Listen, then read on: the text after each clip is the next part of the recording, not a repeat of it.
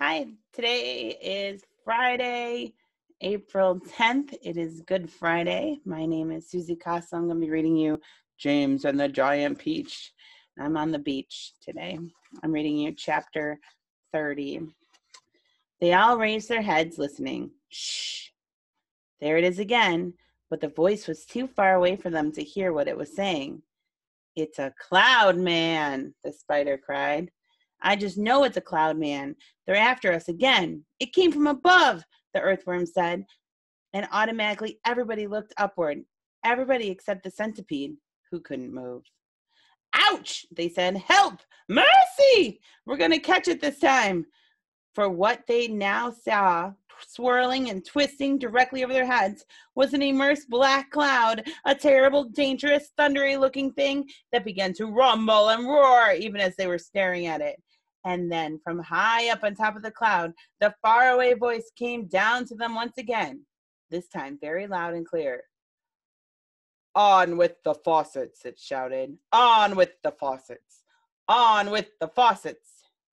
3 seconds later, the hole underneath of the cloud seemed to split open and burst open like a paper bag. And then out came the water. They saw it coming. It was quite easy to see because it wasn't just raindrops. It wasn't raindrops at all. It was a great solid mass of water that might have been a lake or a whole ocean dropping on the sky on top of them. And down it came, down and down and down, crashing first onto the seagulls and onto the peach itself, where the poor travelers shrieked with fear and ran around frantically for something to grab hold of. The peach stem, the silk strings, anything they could find. And all the time the water came pouring and roaring down upon them, bouncing and splashing and sloshing and slashing and swishing and swirling and slurging and whirling and gurgling and gushing and rushing and rushing. And it was like being pinned down underneath the biggest waterfall in the world and not being able to get out. They couldn't speak. They couldn't see. They couldn't breathe. And James Henry Trotter, holding on madly to one of his silk strings above the peach stem, told himself that this must surely be the end of everything at last. But then, just as suddenly as it had started, the deluge stopped. They were out of it, and it was all over. The wonderful seagulls had flown right through it and had come out safely on the other side. Once again, the giant peach was sailing peacefully through the mysterious moonlit sky. I'm drowned, said the old green grasshopper, spitting out water by the pints. It's gone right through my skin, the earthworm groaned. I always thought my skin was waterproof, but it isn't, and now I'm full of rain. Look at me, shouted the centipede excitedly. It's washed me clean. The paint's all gone. I can move again. That's the worst news I've had in a long time, the earthworm said.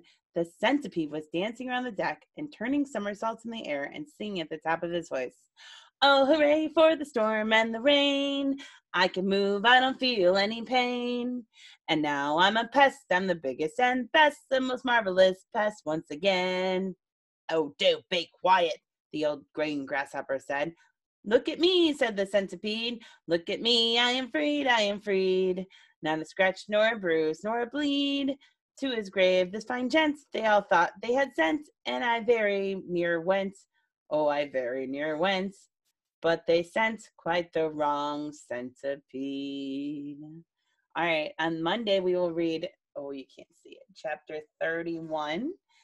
Thank you for listening and have a great weekend. Bye.